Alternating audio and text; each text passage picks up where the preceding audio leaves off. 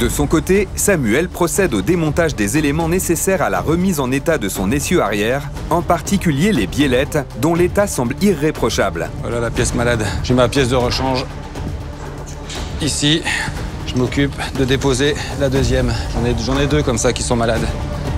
Ces petites barres articulées équipées de rotules et chargées de maintenir la roue arrière dans la bonne position ont été détruites lors de l'accident de leur épave. Voilà. En remplacement, on a celle-ci. On est d'accord que ça sera un peu mieux quand même pour la tenue de route.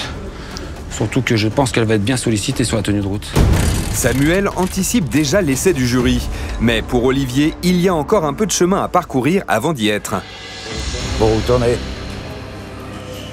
Bon, voilà, là j'ai déposé mes deux biellettes. Il me reste mon disque et mon étrier et mon disque à remplacer. Alors, on n'est pas trop mal. Avant de remettre ton bras là, je me demande si j'aurais pas essayé de te redresser un peu tout ça là. Mais en plus, on a une bonne. T'as un bon appui support, ici là, mais t'as pas le bras, donc là c'est bien. Quand on va avoir le bras, on va être emmerdé. Découpe-moi le pare-bout déjà, qu'on regarde comment ça marche. Je découpe ou je dépose? Ou le dépose, peu importe, tu vas te faire chier, découpe-le, ça ira plus vite. D'accord, donc je vais me prendre un cutter. Ouais.